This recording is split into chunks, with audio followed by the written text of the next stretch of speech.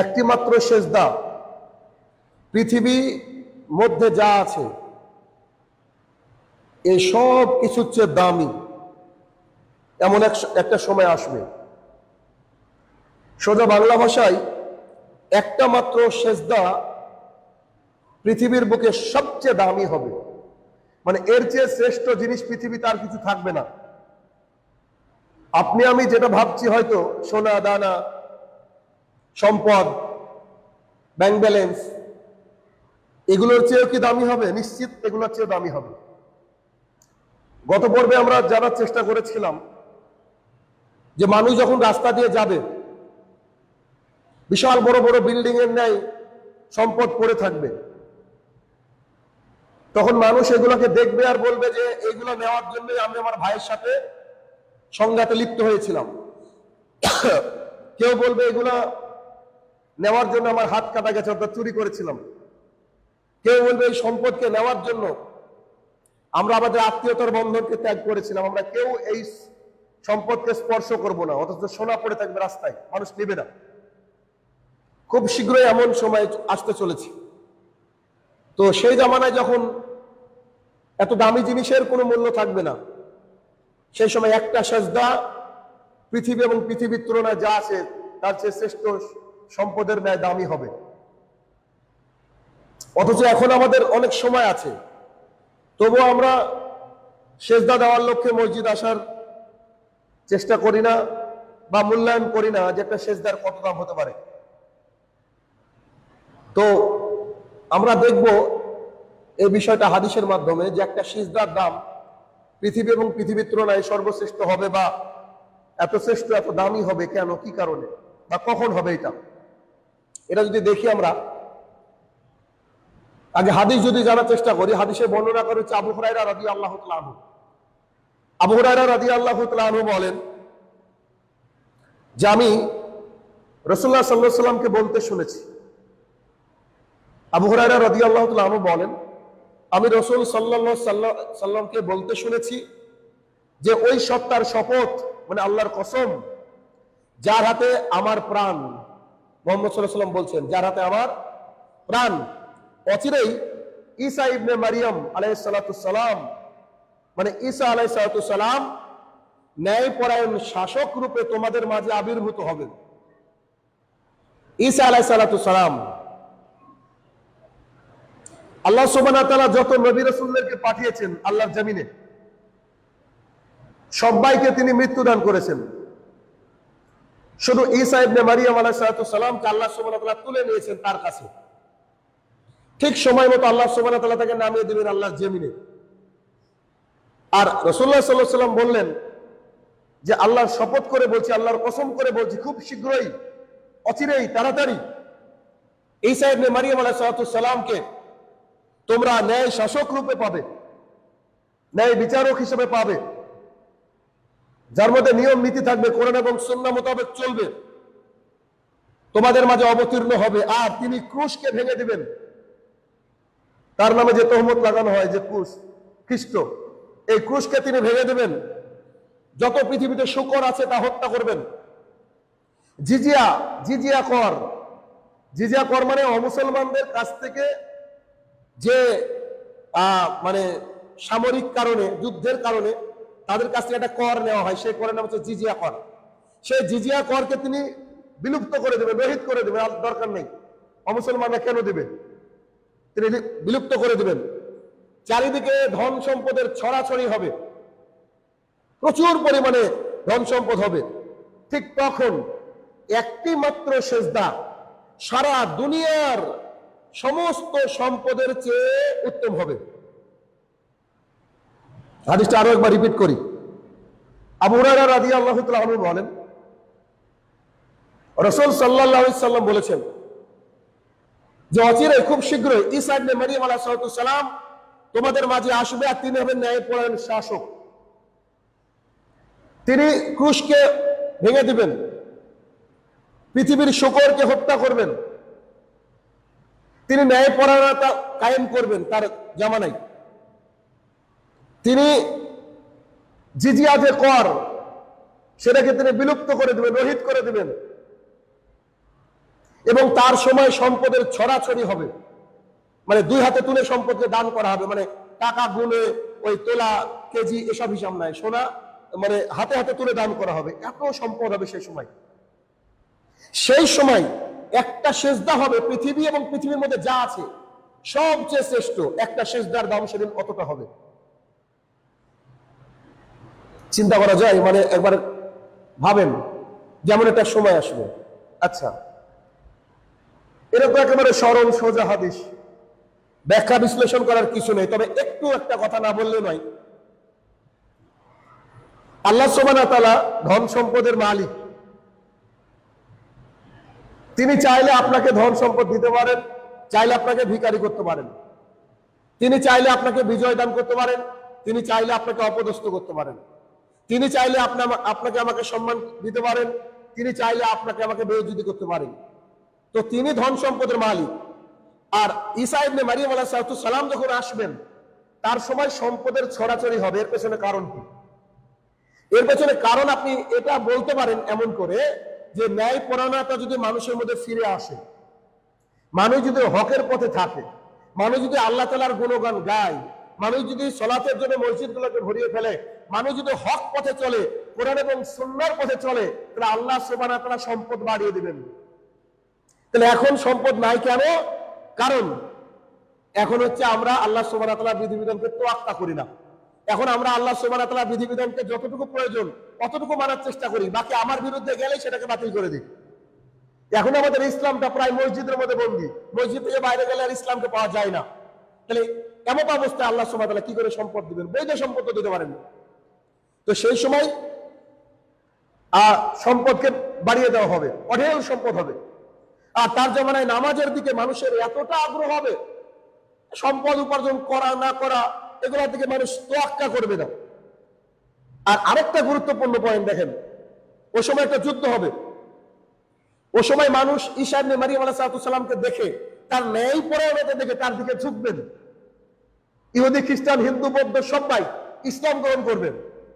ইসলাম গ্রহণ করার পর তাদের যে শুরুর গতি, সেই গতিটা থাকবে চরম লেভেলের। ঠিক আপনার আমার সাথে যদি একটু আমরা রিলেট করে বুঝতে পারবো, যখন আপনি আমি প্রথম ইসলাম বুঝেছিলাম, হক কোনটা বুঝেছিলাম, কোরআন এবং সুন্নাহ মোতাবেক আমল করা বুঝেছিলাম, সেই দিনের শুরুর দিকের আমল আর আজকের আমল দেখেন। আপনারা আমার কথা বলছে, অন্য কারো কথা বলছি, আকাশ পাতাল তফাৎ, আকাশ পাতাল তফাৎ। আপনি ইনকাম করতে গেলে আজ থেকে 5 বছর আগে যদি হেদায়েত পেয়ে থাকেন সেদিন ভেবেছেন, আজকের ভাবেন না। আপনি সালাত আদায় করতে গিয়ে যদি এক ওয়াক্ত সালাত ছুটে গিয়েছে, আপনার চোখের কোণে পানি এসেছে, আজকে হয় না। তার মানে বোঝা যাচ্ছে যে যারা নতুন ইসলাম বুঝবে তাদের মধ্যে সালাত আদায় করার, ইসলামের বিধিবিধান মানার প্রবণতা বেড়ে যাবে। ঈসা ইবনে মারিয়াম আলাইহিস সালামের জামানাটা ঠিক তেমনই হবে। মানুষ নতুন মুসলমান হবে, আর নতুন মুসলমান মনে করবে আমি কি না কি পেয়েছি, আসলেই তো কি না কি পাওয়া, আসলে তো কি না কি পাওয়া। ইসলাম যে কত বড় জীবন বিধান, এটা যদি আমরা বুঝতে পারতাম, আমরা হয়তো বোঝার চেষ্টা করি না। তো সেই সময় টাকা পয়সা, ধন দৌলত, এটা ডাজন্ট ম্যাটার, কিছু মনে হবে না মানুষের কাছে। মানুষের কাছে মনে হবে যে আমরা কি করি, সালাত আদায় করি। যে দেশে শরিয়া আইন আছে, খুব কম দেশে আছে পৃথিবীর, বা যে দেশে ইসলামের পথে মানুষ চলে, সেই দেশে গিয়ে দেখবেন তারা সালাতের আজান হয়ে গেলে দোকানগুলো বন্ধ করে দেয়। কেন? কারণ তারা জানে যে আল্লাহ তাআলা আমাকে ডাকছে, আল্লাহ যদি এতাত করে তা আল্লাহ আমাকে সম্পদ বাড়িয়ে দেবে। ওই সময়টুকু বিক্রি করলে আমার সম্পদ বেড়ে যাবে না, বরং সম্পদে ঘাটতি আসবে। এগুলাকে আমরা মূল্যায়ন করিনি। অতএব সেই সময় মানুষের মাঝে থাকবে না কোনো কৃপণতা, মানুষ হবে উদার, মানুষ শুধু সালাতের জন্য পাগল হয়ে থাকবে। একটা সেজদা দুনিয়া এবং দুনিয়ার চেয়ে উত্তম হবে। অথচ আপনার আমার হাতে এখনো সময়, অনেক সময়, কিন্তু আমরা 5 ওয়াক্ত সালাত আদায় করতে আসারই সময় হয় না। সম্পদের পিছনে লেগে আছি, ক্যারিয়ারের পিছনে লেগে আছি, কি না কি এইসব নিয়ে লেগে আছি। কিন্তু মারা যাওয়ার পর আপনি আমি হিসাব কিভাবে দেব? হিসাব বড্ড কঠিন হয়ে যাবে। এগুলো বরাবর বলি, তবু আমাদের হয়তো হুঁশ ফিরে না। যেদিন মালাকুল মওত আসবে সেদিন হয়তো আমরা বুঝতে পারবো। 1 নম্বর পয়েন্ট। 2 নম্বর পয়েন্ট হচ্ছে কিয়ামতের পূর্বের আরো একটা লক্ষণ হচ্ছে চাঁদ স্ফীত হবে, চাঁদ মোটা হবে। চাঁদ মোটা হবে, এটার দুটো অর্থ আছে বা দুটো অংশ আছে। খাস করে আজকে রাত্রিবেলা একটু চাঁদটা দেখবেন আপনারা, আজকে রাতে। আমি কালকে খেয়াল করেছি, দেখবেন এত বড় চাঁদ কোনোদিন দেখেন আমার মনে হয়, এটা খেয়াল করবেন। আর আরেকটা যেটা আমি হাদিস বলবো, দেখবেন হুবহু মিলে যাবে। কিয়ামতের পূর্বের লক্ষণে হাদিস শোনেন, একেবারে হুবহু মিলে যাবে। প্রত্যেক বছর আমরা এই ঘটনা ঘটাই বা এটা আমাদের চোখের সামনে ঘটে। সেটা কি দেখেন হাদিস। আবু হুরায়রা রাদিয়াল্লাহু তাআলা আনহু বলেন, রাসূল সাল্লাল্লাহু আলাইহি ওয়াসাল্লাম বলেছেন, চন্দ্র স্খলিত হওয়া, চাঁদ মোটা হওয়া, এটা হচ্ছে কিয়ামতের আলামতের অন্যতম একটা নিদর্শন। কিয়ামতের আলামতের অন্যতম একটা নিদর্শন। এবারের বাক্যটা শুনেন, মানুষ একদিনের চাঁদ দেখে বলবে, আরে এটা তো দুদিনের চাঁদ, এটা আজকে চাঁদ না, এটা গতকালকে চাঁদ হবে, এটা তো দুদিনের চাঁদ, এমনটাই বলতে থাকবে। এটা আপনাকে আমি হাদিস বললাম, তাবারানী হাদিস।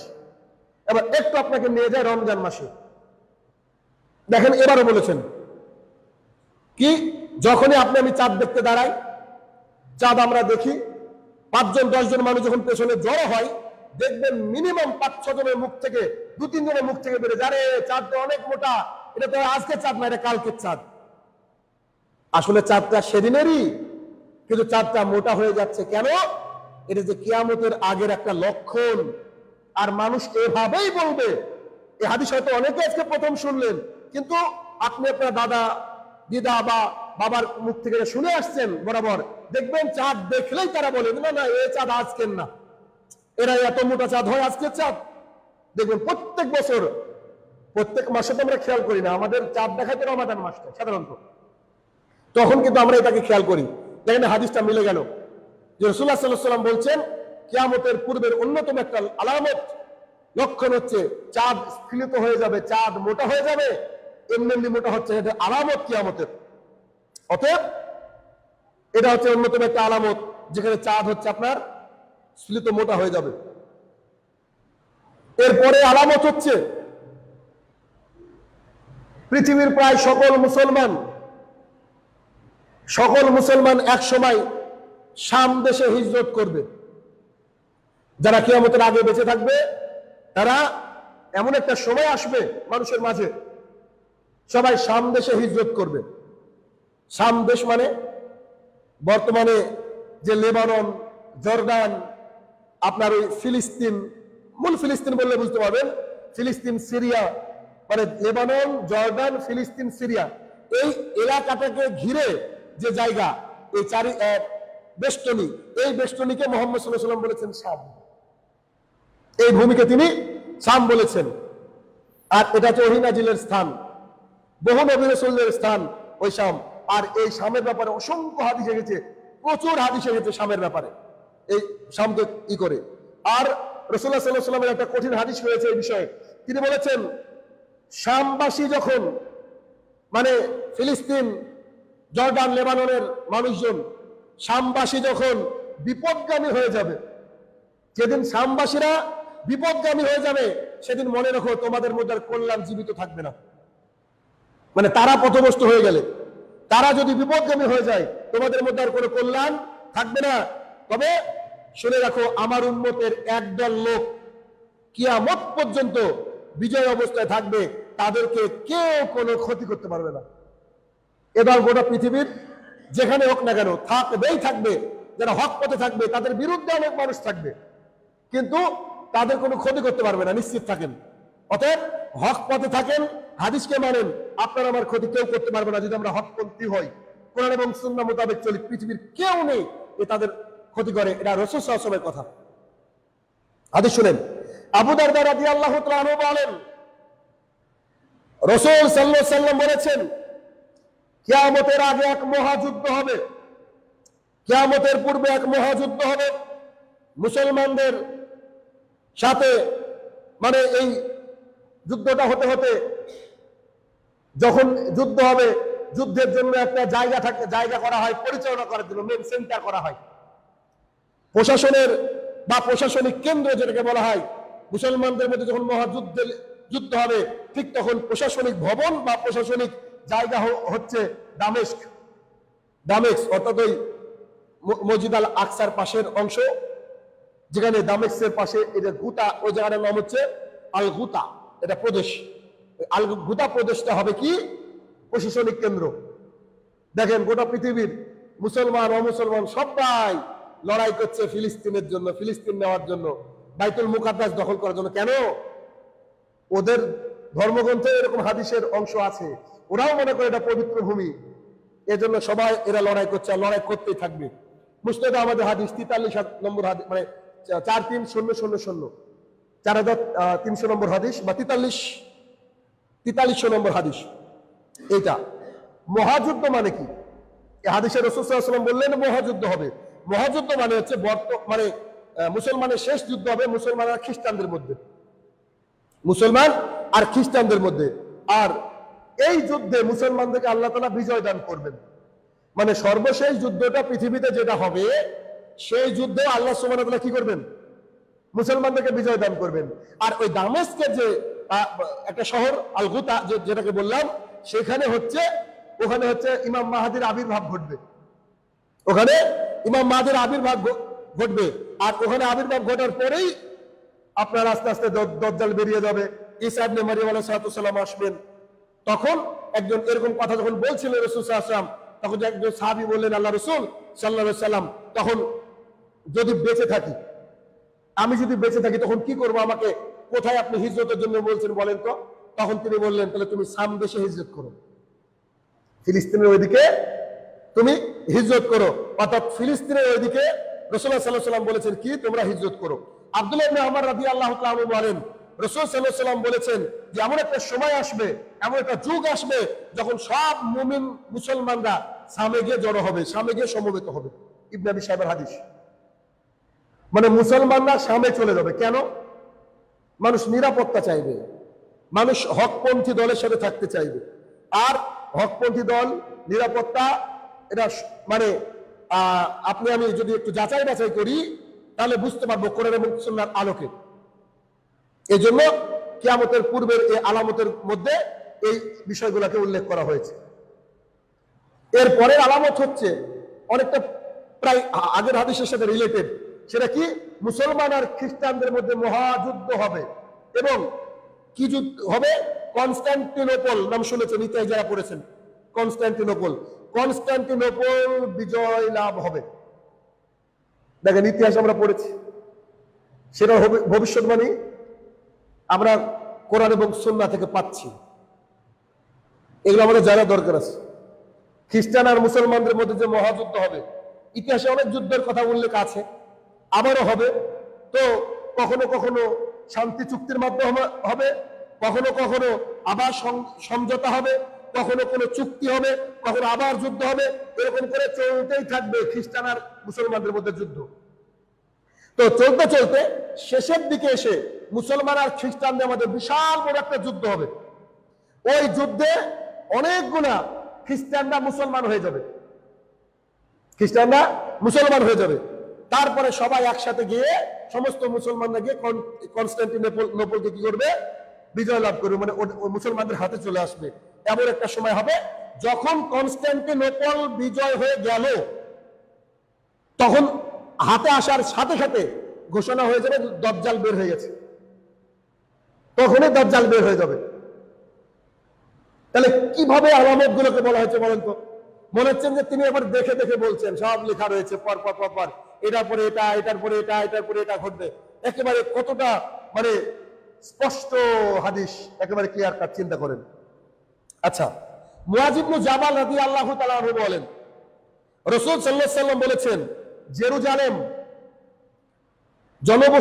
জনবসতিপূর্ণ হবে। কনস্টান্টিনোপলের এলাকা জেরুজালেম এতটাই জনবসতিপূর্ণ হবে যে মদিনা অনাবাদ হয়ে যাবে, মদিনাতে লোক থাকবে না। মানে ভাবতেও তো কেমন লাগছে কথাটা, মদিনা অনাবাদ হয়ে যাবে। আর যখনই মদিনা অনাবাদ হয়ে যাবে, মদিনায় মানুষ কমে যাবে, তখনই তোমরা মহাযুদ্ধের সূচনা হবে। মনে দেখো, আর কি মহাযুদ্ধের মাধ্যমেই সূচিত হবে কনস্টান্টিনোপল বিজয় লাভ হবে। আর বিজয়ের পরে দাজ্জালকে ছেড়ে দেওয়া হবে বা দাজ্জাল আবির্ভূত হবে। আবু দাউদের হাদিস 4296 নম্বর হাদিস। এই হাদিসে কয়েকটা কথা গেছে। এক, জেরুজালেম জনবসতিপূর্ণ হবে। জেরুজালেমে এখনো অত লোকজন বসবাস করে না, খুব ঘনবসতিপূর্ণ হয়ে যাবে। দুই, মদিনাতে থেকে মানুষ আস্তে আস্তে কেটে পড়বে, থাকবে না মদিনাতে, মানুষ অনাবাদ হয়ে যাবে মদিনা। তিন, যখন এই দুটো ঘটবে তখন একটা মহাযুদ্ধ হবে খ্রিস্টান আর মুসলমানের মধ্যে। চার, যুদ্ধ হওয়ার সাথে সাথে কনস্টান্টিনোপল বিজয় হবে। পাঁচ, বিজয় হওয়ার সাথে সাথেই দাজ্জালের আগমন ঘটবে। একেবারে কাট অ্যান্ড ক্লিয়ার, কত সুন্দর স্পষ্ট কথা। চিন্তা করেন, নবী করিম সাল্লাল্লাহু আলাইহি ওয়াসাল্লাম বলেছেন তোমাদের মাঝে রোমানদের সাথে একটা শান্তি চুক্তি হবে, বলে দিচ্ছে রোমানদের সাথে শান্তি চুক্তি হবে। এরপর তোমরা খ্রিস্টানরা একসাথে মানে একজোট হয়ে তোমরা যুদ্ধ করবে শত্রুর বিরুদ্ধে। শত্রুর বিরুদ্ধে যুদ্ধ করার পরে সেখানে তোমরা বিজয়ী হবে, প্রচুর গনিমতের মাল পাবে, প্রচুর গনিমত মাল পাবে। এমত অবস্থায় যখন গনিমতের মালকে বন্টন করা হবে, ঠিক এমত অবস্থায় একজন খ্রিস্টান পাদ্রী, মানে এরা কিন্তু চুক্তি করেছে, দেখেন এরা আসলেই বেঈমান জাতি, ইহুদি খ্রিস্টান হচ্ছে বেঈমান জাতি। এরা চুক্তি করলো, যুদ্ধ করলো মুসলমানের সাথে, যে যখন গনিমতের মালকে বন্টন করা হচ্ছে তখন একজন খ্রিস্টান কি করবে, ওই একটা টিলা বা পাহাড়ের উপরে উঠবে, তার হাতে থাকবে ক্রুশ, সে ক্রুশটাকে তুলে বলবে যে ক্রুশের বিজয় হয়েছে, মানে খ্রিস্টানরা জিতে গেছে। অথচ মুসলমানদের বিজয়, এটা খ্রিস্টানরা জিতে গেছে এই মর্মে ঘোষণা করতে থাকবে। যখনই ঘোষণা হবে ঠিক এমন অবস্থায় একজন মুসলমান রাগ করে তার ক্রুশটাকে ভেঙে দিবে, তখন খ্রিস্টানরা আবার চুক্তি ভঙ্গ করে ফেলবে তাদের সাথে, দিয়ে আবার যুদ্ধে লিপ্ত হয়ে যাবে, তখন হবে মহাযুদ্ধ। তাহলে দেখেন কতটা মানে একেবারে ক্লিয়ার কাট। তখন আর কিছু কারণে মুসলমানরা অস্ত্র বের করে তাদের বিরুদ্ধে করবে, যুদ্ধ করবে। আর যারা সেই যুদ্ধে শাহাদাত পান করবে, আল্লাহ সুবহানাহু ওয়া তাআলা হয়তো তাদেরকে জান্নাত দিয়ে দিবে, বা শাহাদাতের তামান্না তাদের বুকে নিয়ে যখন তারা চলবে। এবার এই বিষয়ে অনেক অনেক লম্বা লম্বা হাদিস আছে, অত অ্যাকচুয়ালি বর্ণনা করা সম্ভব নয়। অতএব আমাদেরকে চিন্তা করতে হবে এখন থেকে যে আমরা এই যে আলামত গুলো শুনছি, এই প্রত্যেকটা আলামতের উপরে আমাদেরকে কি করতে হবে, বিশ্বাস করতে হবে, ঈমান আনতে হবে, প্রস্তুতি গ্রহণ করতে হবে, রেডি হতে হবে যে আমাদের হয়তো হাতের সময় নেই। আর আমাদের হাতের সময় নেই মানে খুবই দ্রুত হয়তো আমাদের এখান থেকে মানে মানে যে কোনো মুহূর্তে কিয়ামত সংঘটিত হয়ে যেতে পারে। ঠিক সেই মুহূর্তে আমরা কি স্ট্যান্ড নিব, আমাদের অবস্থা কি হবে, এই বিষয়গুলো আমাদের এই কোরআন এবং সুন্নাহ থেকে শেখার চেষ্টা করতে হবে। আল্লাহ সুবহানাহু ওয়া তাআলা আমাদেরকে সেই তৌফিক আতা করুক। আল্লাহুম্মা আমিন।